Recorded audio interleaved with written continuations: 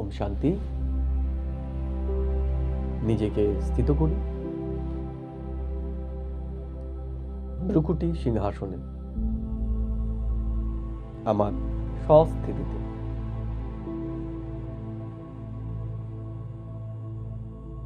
অনুভব করি নিজেকে জ্যোতির্বিন্দু আত্মার উপর।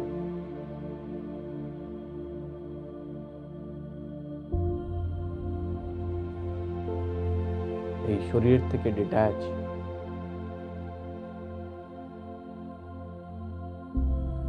বাবা আজকে লাস্টে বলল যে আমি হচ্ছি রচয়িতা, আর আমার এই শরীর হলো আমার রচনা।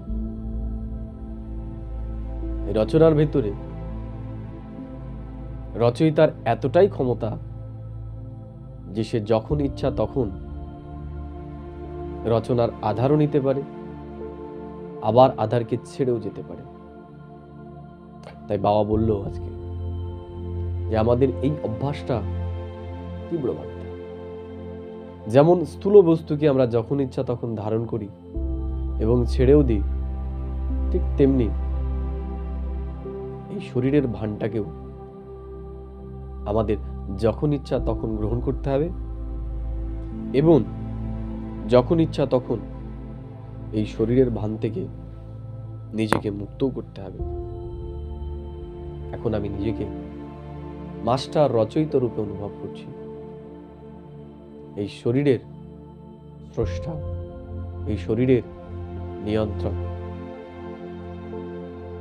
এবার আমি নিজেকে এই শরীর থেকে সম্পূর্ণ ডিট্যাচ অনুভব করছি এবং বাবা আজকে যা যা শুনিয়েছে আমি সেগুলোকে স্মৃতিচারণ করছি। বাবা আজকে বলল এক বাবাকেই আমাদের স্মরণ করতে হবে, কারণ আমরা যদি বাবাকে স্মরণ করি তবে আমরা নিজেকে বাবার মতোই বানাতে পারি। আর যদি এই দুনিয়ার মানুষকে আমরা স্মরণ করি তবে আমাদের অবস্থা এই দুনিয়ার মানুষের মতো। বাবা আজকে প্রশ্ন করেছে বাবার কাছে কোন আশাটা আমরা রাখতে পারি না। বাবা আজকে স্পষ্ট করে বলে দিল আমাদের যদি শরীর খারাপ হয় আমরা বাবাকে কখনোই বলতে পারি না বাবা শরীরটা ঠিক করে দাও। আমাদের যদি দারিদ্রতা থাকে আমরা বাবাকে বলতে পারি না বাবা আমার দারিদ্রতা দূর করে দাও। বাবা বলছেন আমি তোমাকে অধিকারী বানিয়ে দিয়েছি, এখন তোমার সাথে যা কিছু হচ্ছে সেগুলো তোমার কর্ম অনুসারেই হচ্ছে। তুমি যে কর্মগুলো করেছিলে তার ফল তোমাকে এখন যুক্ত করতে হবে, কারণ এখন তোমার যাওয়ার পালা। তুমি এখন নিজের ঘরে ফিরতে চলেছ। তাই এই দুনিয়ায় যে যা কিছু পেত তাকে সমস্ত কিছু শোধ করে এখন আমাদের ঘরে ফিরতে হবে। এখন আমাদের ঘরে ফেরার সময়। এটা বারবার আমাদের স্মরণ করতে হবে। আর কখনোই যেন বাবার কাছে আমরা কৃপা না চাই, বাবা করে দাও। বাবা বলছে তুমি মালিক, তোমাকে নিজেকেই নিজের সমস্যার সমাধান করতে হবে। বাবা বলল আমরা যোগ অগ্নির দ্বারা আমাদের বিকর্মকে বিনাশ করতে পারি, আমাদের বিকর্মের প্রভাবকেও আমরা যোগ বলের আধারে যুক্ত করতে পারি। বাবা আজকে বারবার মনে করিয়ে দিল যোগ হলো মুখ্য সাবজেক্ট। যোগের দ্বারাই আমি আত্মা শত প্রধান হতে চলেছি। এর জন্য যোগের ওপর আমাদের বিশেষ ধ্যান দেওয়া উচিত। বাবা বলছেন আমরা জ্ঞান এবং সেবাতে তো খুব ভালোই করছি, কিন্তু যোগের ক্ষেত্রে আমরা অত্যন্ত কাঁচা। আমাদের কথা কারো হৃদয়ে না লাগার একটা অন্যতম কারণ হচ্ছে আমাদের যোগ যুক্ত না হওয়া। বাবা আজকে বললেন যোগে যত জহর আসবে জ্ঞান তত তীক্ষ্ণ হবে। যেমন অস্ত্র আছে কিন্তু অস্ত্রে যদি ধার না থাকে, সেই অস্ত্র দিয়ে কোনো কাজই হয় না। তেমনি বাবাও বললেন, আমাদের কাছে যতই জ্ঞান থাকুক, কিন্তু আমাদের ভেতরে যদি যোগের শক্তি না থাকে, সেই জ্ঞান কোনো কাজেরই নয়। যেমন ধার ছাড়া সেই অস্ত্রের কোনো কাজ নেই, তেমনি যোগ হচ্ছে ধার আর জ্ঞান হচ্ছে অস্ত্র। জ্ঞান এবং যোগ দুটিরই ব্যালেন্স ঠিক থাকা দরকার।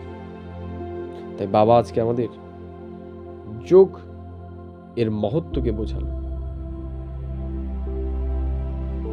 বাবা বললেন যে বাবাকে তো আমাদের অত্যন্ত প্রেম এখন করা উচিত, বাবাকে আমাদের নয়নের মণি বানিয়ে নেওয়া উচিত। কারণ বাবা আমাদেরকে এত শ্রেষ্ঠ প্রাপ্তি করাচ্ছে, যেটা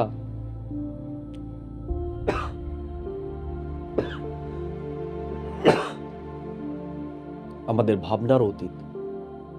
এত শ্রেষ্ঠ প্রাপ্তি আমাদের আর কেউ করাতে পারে না। বললেন আমাদের এই পড়া ততদিন পড়তে হবে যতদিন সত্যযুগের স্থাপনা না হচ্ছে। বাবা আরো বললেন, উঁচু পদ পাওয়ার জন্য আমরা যে কোনো পুরুষার্থ করতে পারি। গৃহস্থী এবং সেন্টার এর ওপর উঁচু পদ নির্ভর করে না। আমরা কর্মের মধ্যে থেকেও যদি সঠিকভাবে পুরুষার্থ করি, তবে অবশ্যই আমরা উঁচু পদের অধিকারী হতে পারি। বাবা বললেন, এই পুরুষোত্তম সংগ্রাম যুগে আমরা যা যা সফল করব, সেগুলোই এখন রত্ন হতে চলেছে। বাবা বলেছেন, আমাদের কাছে যদি অর্থ থাকে, আমাদের কাছে যদি সময় থাকে, আমাদের কাছে যদি জীবন থাকে, এই সমস্ত কিছুই এখন বাবার যজ্ঞে আমাদের কাজে লাগাতে হবে। বাবা বলছে, এখন 4 পয়সা দিলে আমরা 1000 রূপে সেটাকে রিটার্ন পাবো। বাবা এখন ঈশ্বরীয় ব্যাংক আমাদের জন্য খুলে দিয়েছে। এই ব্যাংকে আমাদের সমস্ত কিছু এখন ইনশিওর করতে হবে। কারণ এই দুনিয়া এখন বিনাশ হতে চলেছে। এই দুনিয়া আর অল্প কিছু সময়ের জন্য, এরপরে এই দুনিয়া পুরোপুরি পরিবর্তিত হতে চলেছে। এর জন্য বাবা বলল, আমাদের স্বভাব এবং সংস্কারকে দিব্য বানাতে হবে। কারণ আমাদের সাথে আমাদের সেই দিব্য স্বভাব এবং দিব্য সংস্কারই যাবে। বাবা আজকে আরো আমাদের বলল, আমরা যেন ফলো ব্রাদার ফাদার্স না করি, কোনো ভাই বোনকে যেন আমরা অনুসরণ না করি। আমাদের একমাত্র ব্রহ্মা বাবাকে অনুসরণ করতে হবে। ব্রহ্মা বাবা যেইভাবে চলেছে সেইভাবে। বাবা তার উপায় বলে দিন যে অমৃত বেলায় আমাদের বাবার সাথে কথা বলতে হবে যে বাবা, আজকে আমি কোনো ভুল কাজ করব না, আমি ঝুট ঝামেলা করব না, আমি ভালোভাবে চলব। এই প্রতিজ্ঞা বাবার কাছে রোজ আমাদের করতে হবে। বাবা বললেন, বাবাই হচ্ছে সত্যিকারের সাই, যে আমাদের সাহারা দেয়। ধারণাতে বাবা বলেছেন যে বাবাকে আমাদের অনেক ধৈর্যের সাথে ও গম্ভীরতার সাথে স্মরণ করতে হবে। কারণ আমাদের স্থিতি ওপর নিচ হবে, কখনো জ্ঞানে চলতে ভালো লাগবে, কখনো ভালো লাগবে না, কিন্তু আমাদের ধৈর্য হারালে চলবে না। কারণ যেই জিনিস যত বেশি উঁচু হয়, তার জন্য তত বেশি ধৈর্য এবং শক্তির প্রয়োজন হয়। তাহলে আমাদেরকে ধৈর্য সহকারে বাবাকে স্মরণ করতে হবে। তাহলেই আমি আত্মা, আমার আয়ু বৃদ্ধি পাবে। 2 নম্বর বাবা বলল, আমাদের যদি উঁচু পদ পেতে হয়, তাহলে আমাদের চালচলনকে অবশ্যই শোধরাতে হবে। আমরা যেন অনেক বেশি ইচ্ছা না রাখি, আমাদের ইচ্ছা থেকে নিজেকে মুক্ত করতে হবে। বরদান আজকে বাবা বলেছে, আমাদের বাবাকে পুরোপুরি ফলো করতে হবে। ব্রহ্মা বাবা যেইভাবে চলেছে, মাম্মা যেইভাবে চলেছে, যেভাবে পুরুষার্থ করেছে, আমাদেরকেও সেইভাবে পুরুষার্থ করতে হবে। আজকে বাবা স্লোগানে বলেছে, পরচিন্তনের প্রভাবে না এসে আমাদের শুভ চিন্তক হয়ে শুভ চিন্তক মনি হতে হবে। আজকে বাবা অব্যক্ত ইশারাতে বলেছে, প্রথমেই যেটা আমরা প্র্যাকটিস করলাম, যে এখন সময় হচ্ছে নিজেকে মুক্ত করার। নিজেকে মুক্ত করতে গেলে আমাদের বারবার এটা অভ্যাস করতে হবে, আমি রচয়িতা, আমার শরীর আমার রচনা। তাই রচয়িতা রচনা থেকে যখন ইচ্ছা তখনই মুক্ত হতে পারে।